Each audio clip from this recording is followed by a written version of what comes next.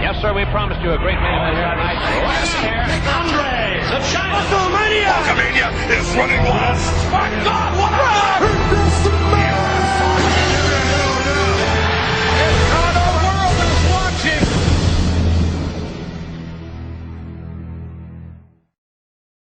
Nous sommes le Raw du 13 janvier 2020, le premier Raw de cette année et le seul qu'on aura avant le Royal Rumble 2020. Le show s'ouvre avec Vince McMahon, l'ancien président de la WWE. Il a le micro en main, il est sur le ring et tout d'abord Vince nous souhaite une bonne année et précise que les fans ne doivent pas en douter car cette année sera sa plus belle année à la WWE. Le public scande What à la manière d'un Stone Cold. Puisqu'on nous le rappelle, Vince McMahon n'est plus président de la WWE depuis WrestleMania 35, puisqu'il avait perdu un match où une équipe le représentait et où était donc en jeu sa place de président. Vince McMahon dit qu'il va aller droit au but. Il est de retour à la WWE et pas pour ne rien faire. Non, car il est désormais le représentant du co-président de la WWE. La foule est stupéfaite de cette annonce et scande bullshit, no et U également. Alors vous allez me dire, mais c'est quoi ce délire de co-président? Écoutez bien ce qui va se passer. Vince dit qu'il ne comprend pas cette réaction, il pensait qu'avec ce véritable chant de guerre produit par Triple H, les fans seraient contents de le revoir. Vince dit que grâce à lui, les shows sont à nouveau diffusés sur une vraie chaîne de télévision. Vince dit qu'il mérite le respect pour tout ce qu'il a accompli. Sans lui, le divertissement sportif ne serait pas là où il en est aujourd'hui. Stephanie McMahon arrive sous un public mitigé. Elle rejoint son père sur le ring. Stephanie dit qu'elle ne comprend pas comment se fait-il qu'il puisse être de retour alors qu'il n'a plus aucun droit à la WWE. Vince McMahon sort un papier de sa poche. Vince demande que sa fille la lise à la foule et devant la caméra. Stephanie nous lit en gros que la personne mystère qui avait racheté une partie des parts de Vince McMahon, qui était destiné de base à sa fille avant WrestleMania 35 et qui a aidé, pour le coup, Stephanie McMahon à devenir la coprésidente plus rapidement. Mais seulement un moment pour le temps du fameux match à WrestleMania. Ce qui a, je rappelle, conduit à un match à WrestleMania 35 entre la team Triple H et la team Vince McMahon, puisque Stephanie a donné ses parts à son mari en remportant la victoire. Triple H est ainsi devenu le seul et unique président depuis tout ce temps. Cette personne n'a jamais donné son accord pour que ses parts qu'il avait rachetées revenaient à Triple H ou même à Stephanie McMahon à long terme. Il a juste prêté cet argent pour WrestleMania 35 mais n'a jamais eu de remboursement. Alors il a décidé de reprendre ses droits sur la WWE et a engagé Vince McMahon en tant que représentant. Malgré tout, Triple H reste co-président puisque son équipe a remporté son match à WrestleMania 35 et ainsi le reste des parts de Vince McMahon qui était en jeu. Il est donc co-président avec le financeur mystère dont on ne connaît toujours pas l'identité. Il est précisé que Triple H n'a aucun pouvoir sur Vince McMahon puisqu'il est le représentant direct du co-président. Stephanie n'en revient pas. Elle demande qui est cette personne qui l'a aidé il y a un an. Elle dit aussi que son père est prêt à travailler pour l'homme qui l'a fait partir de la WWE. Car sans lui, il serait sûrement encore en backstage, en train de faire n'importe quoi. Vince McMahon dit qu'il a appris au fil des années à être ami avec ses ennemis, pour le bien du business. Vince dit qu'il est heureux de ne plus travailler à temps plein à la WWE et qu'il puisse se consacrer à d'autres projets. Il dit que tout ceci ne lui manque pas, contrairement à tout ce qu'on pourrait croire. Par contre, il n'a toujours pas digéré le fait que ce soit Triple H à la tête de son entreprise et que ces idiots d'enfants n'ont pas réussi à prendre leur place alors qu'il avait fait tout ça pour eux. Stephanie hurle sur son père en disant qu'il n'a jamais pensé à eux mais seulement au business. Stephanie en larmes dit que Triple H viendra à SmackDown parce qu'il n'est pas présent ce soir pour parler de tout ceci. On nous apprend qu'Aleister Black ne pourra pas affronter Andrade Cien Almas ce soir pour le titre universel puisqu'il est encore blessé suite aux attaques commises par le duo Zelina et Andrade au Slammy Awards. Si vous n'avez pas vu ce segment, allez le voir. On apprend alors que King Booker, le manager général de Raw, a décidé de récompenser John Cena pour avoir fait gagner la team de Raw au Slammy Awards 2019. Du coup, il sera dans un match ce soir dans le main event pour déterminer le challenger au titre universel au Royal Rumble. Son adversaire sera désigné après cette Battle Royale. Dans cette Battle Royale, nous avons RVD, Rob Van Dam donc, Killian Dane qui représente la Sanity, Bobby Lashley qui a fait son retour au Slammy Awards, Jason Jordan, Cedric Alexander, Yoshin la légende japonaise, Goldust, R-Truth, Bobby Fish et Kyle O'Reilly qui rejoindra John Cena dans le main event. Mais juste avant, une mise à jour du roster de Raw nous est présentée. Je vous invite à aller dans la description pour voir la mise à jour du roster de Raw, SmackDown et NXT. A savoir que la grosse draft aura lieu après WrestleMania 36. Yoshin, la légende japonaise, a donc remporté cette Battle Royale. Il va affronter John Cena dans le main event. Le gagnant affrontera Andrade Cien Almas, le champion universel, au Royal Rumble, évidemment pour le titre. On interviewe Vince McMahon en lui demandant ses premières impressions depuis son retour, mais aussi quelle est la superstar mystère qu'affrontera Triple H à WrestleMania 36. Petit rappel, avant de céder son poste par précaution, Vince a fait en sorte que Triple H ait un match à WrestleMania 36, un an en avance, où il devrait mettre sa carrière de catcheur en jeu. Vince dit que ses impressions sont mauvaises, que l'équipe et le fonctionnement de la WWE ont changé en mal et que le match de Triple H à WrestleMania 36 sera discuté plus tard dans les semaines qui viennent. Nous allons ensuite avoir un match pour déterminer les challengers au titre par équipe de Raw. Titre détenu encore et toujours par Author of Pain qui ont remporté les titres à SummerSlam. Les champions étaient Kevin Owens et Sami Zayn qui eux avaient gagné les titres après WrestleMania 35 alors que les titres étaient rendus vacants. Et ce soir ils auront peut-être la chance de redevenir une nouvelle fois les challengers pour ces titres. Ils vont affronter les Usos qui seront accompagnés de leur père Rikishi. Les Usos qui sont désormais des alliés de Kevin Owens et de Sami Zayn. Malgré leur longue rivalité, les Usos ont préféré donc renier Roman Reigns qui avait trahi ses cousins pour rejoindre les Author of Pain. Donc ce match n'est pas diffusé comme la Battle Royale, par contre le main event lui sera diffusé. Et ce sont donc Kevin Owens et Sami Zayn qui ont battu les Usos dans un très beau match. Et justement après ce match, les Author of Pain arrivent avec Paul Heyman, leur manager, qui essaye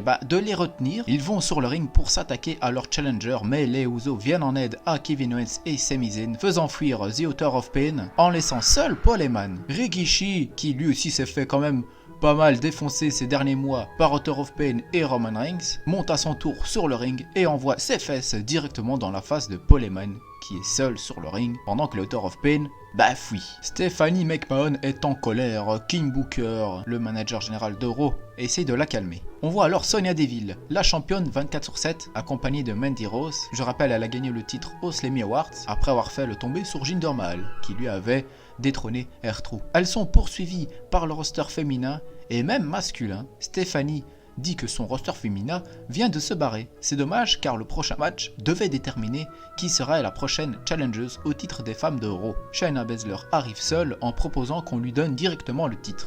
Suivi de Sasha Banks qui dit qu'elle est enfin seule pour continuer sa carrière solo. Stephanie McMahon annonce alors le match entre les deux. Et juste avant ce match, on nous annonce que le premier intronisé au Hall of Fame 2020 sera dévoilé au Royal Rumble. Sasha Banks et Shayna Baszler vont donc s'affronter, elles sont sur le ring. Mais avant que le match ne commence, Stephanie McMahon se pointe sur la scène en nous annonçant qu'il y aura une autre participante. Bayley arrive donc. Sasha Banks est furieuse, elle qui a abandonné Bayley lors du 4 contre 4 contre la Team UFC à TLC 2019, laissant Bayley se faire défoncer par Ronda Rousey, Shayna Baszler, Jessamine Duke et Marina Shafir, mettant fin du coup à leur duo. Et donc après un petit combat pas trop long mais efficace, on peut noter que Bayley et Sasha Banks se sont alliés un petit moment contre Shayna Baszler avant de se retaper sur la gueule. Et la grande vainqueur, c'est Bayley et Sasha Banks, puisque les deux ont fait le tomber en même temps sur Shayna Baszler. Après le match, Bayley et Sasha Banks s'engueulent sur le ring. Jessamine Duke et Marina Shafir, qui étaient en train de poursuivre la championne 24/7, arrivent enfin pour venger Shayna Baszler,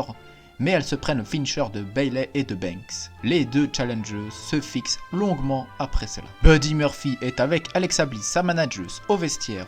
Bliss dit qu'elle a tout tenté, mais Murphy devra défendre sa ceinture au Royal Rumble. Murphy demande contre qui.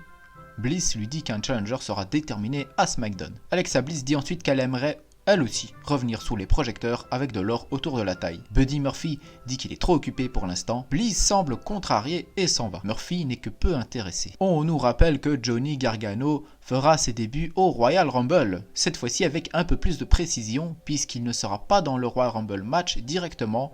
Non, il aura un match avant contre un adversaire mystère. Le gagnant entrera dans le Royal Rumble. Ruby Riott se plaint auprès de King Booker et Stephanie McMahon en disant qu'elle n'est censée avoir qu'une seule challengeuse. Stephanie McMahon dit qu'elle a pris sa décision, ce sera un triple menace pour le titre au Royal Rumble. Ruby Riott est en colère et gifle sa nouvelle servante, Candice LeRae, en l'accusant que c'est sa faute, sous les rires du reste du Riott Squad. Je rappelle que Candice LeRae a fait ses débuts à TLC en affrontant Ruby Riott, elle a perdu et depuis elle se fait malmener, ils l'ont obligée à rejoindre son clan. Candice LeRae va-t-elle enfin bientôt se réveiller? Nous avons eu un match entre Eric Young, le chef de la Sanity qui est accompagné d'Alexander Wolf contre AJ Styles. Pendant le match, notez que Roman Reigns, qui semble avoir eu une révélation à Slammy Awards après avoir perdu contre AJ Styles, il a complètement nié Author of Pain et Paul Heyman et puis il est parti du show Slammy Awards, on ne sait pas trop ce qu'il a, à part avoir annoncé qu'il regrettait. Sans plus de précision évidemment. Donc Roman Reigns est intervenu en faveur d'AJ Styles durant le match. Donc AJ Styles a gagné le match et donc après cet affrontement, Roman Reigns félicite AJ Styles qui ne comprend pas trop et puis le Big Dog s'en va. Shayna Baszler est en backstage et se plaint auprès de Jasmine Duke et Marina Shafir de l'absence de Ronda Rousey.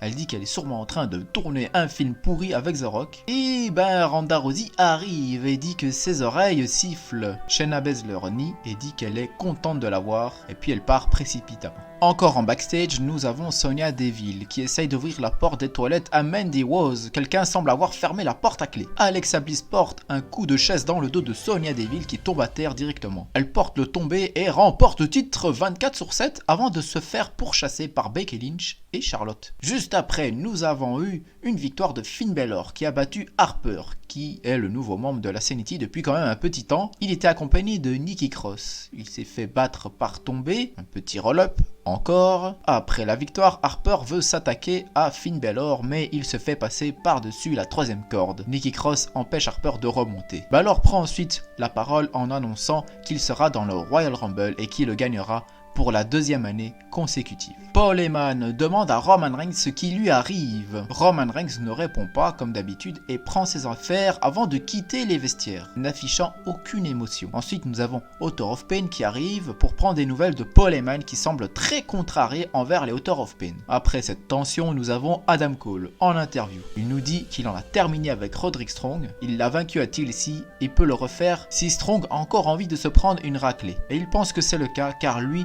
n'a sûrement pas terminé avec le champion des États-Unis. Cole dit qu'il doit avancer et 2020 sera son année, ou plutôt l'année de l'Undisputed Era. Il dit que le Royal Rumble sera son premier accomplissement en 2020 puisqu'il nous informe qu'il prendra part et qu'il ne voit pas d'autre scénario possible que la victoire.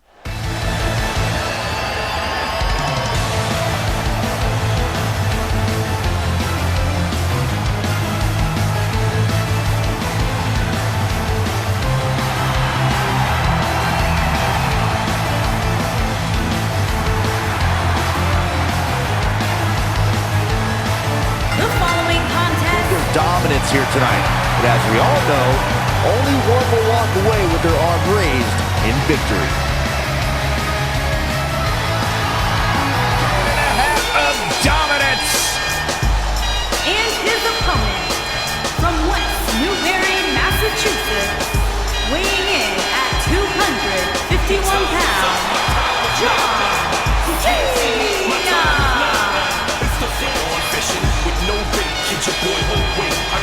I believe the most polarizing superstar in WWE history. You never catch me in the next man's sweater. If they hate, let them hate. I drop the whole plan. Lay your ass down for the 3-second tag. The greatest of all time, John Cena, set for action here tonight. No matter where his match is on the card, whenever John Cena's in the ring and possesses a big fight main event feel, it's just another reason why Cena's known as the franchise. And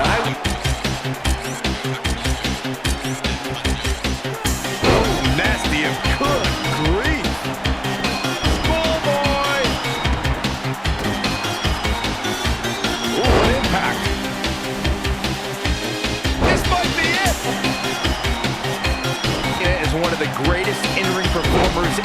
leaders. Whether he's rapping insults or dealing out harsh truths, Cena can be an intimidating presence when he speaks to the WWE Universe. Harsh impact.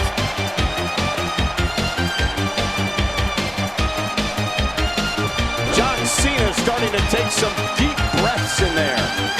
But he's very aware of who he's in there with and what he has to do to rebound. His verbal acumen matching his wrestling skills, and we've seen that in practice a lot lately. His in-ring battle with Roman Reigns is accentuated by Cena shooting straight about Reigns' failings. Gentlemen, I think the biggest feather in Cena's speaking cap is microphone mastery.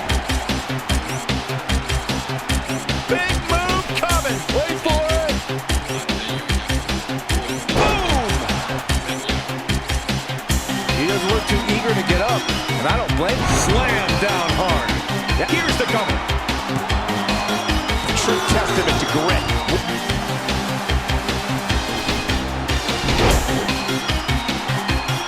Brainbuster! Boston in the Attitude Era. The current era, however, is all he's fighting back here. I expected nothing less, Cole. Get this thing. What the? Well, it'd be unrealistic to. The longer this fight goes on, the more quick. Clothesline! All the way up and around the world. Oh, what impact! This is it. Easily kicks out of. Drop kick hits.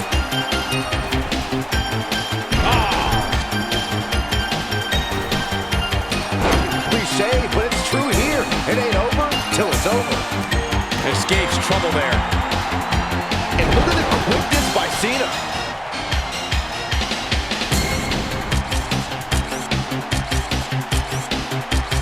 Hits him with the. He is rolling. What power! Spiked him. That's how you put an exclamation point on the end of a match, guys. He goes for the cover. Boy, this has just been hand up. Look out!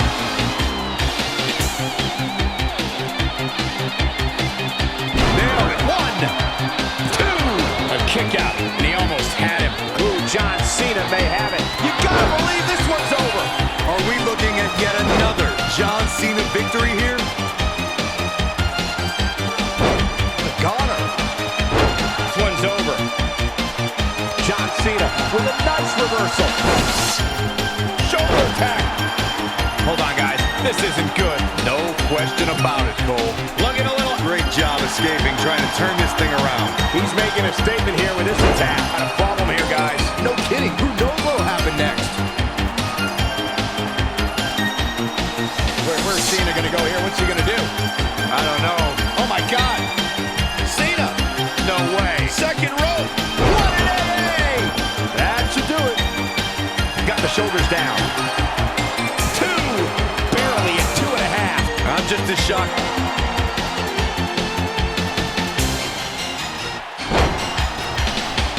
Oh, what a boot. Beautiful tech. Whoa. Showing off some of his speed there. Nailed it. We got a cover. He got that. Incoming. When this guy's on, shoulders on the mat. 2. Well, that was a close. Oh boy, he is rolling. Oh, man, that's it. Look at this. Oh, what impact. 1, 2, and an ear fall. Wow, John Cena. He wants it one more time. This might be it. I think we know what this is. The slam. Can he finish him off? That should do it right there. 2, 3. Here is your winner, John Cena. And there's your winner, ladies and gentlemen. You know, it didn't happen often, but I can attest, being pinned is humiliating. You're going to be hard-pressed to find action like what we just saw anywhere else. But right here on Raw. Le grand vainqueur est donc John Cena qui a battu Yoshin dans un très gros match et donc il pourra être le challenger au titre universel détenu par Andrade Cien Almas. Il va l'affronter donc au Royal Rumble. Et en parlant du champion, il arrive avec un Kendo Stick et semble vouloir attaquer John Cena comme il l'a fait avec Aleister Black au Slammy Awards. Mais John Cena le contre très rapidement, cependant Zelina Vega l'attaque également avec un kendo stick dans le dos. Cena ne peut lever la main sur une femme, celui-ci se laisse alors faire un instant avant d'attraper le kendo stick et de le briser en deux. Assez de temps pour qu'Andrade revient avec une chaise pour attaquer l'homme qui n'abandonne jamais. Andrade lève son titre sur le corps inerte de John Cena. Juste après, nous avons Stephanie McMahon qui nous apprend qu'à SmackDown, Triple H dévoilera la fameuse annonce qu'on attend depuis les Slammy Awards concernant le Royal Rumble 2020, puisqu'il y aurait une surprise.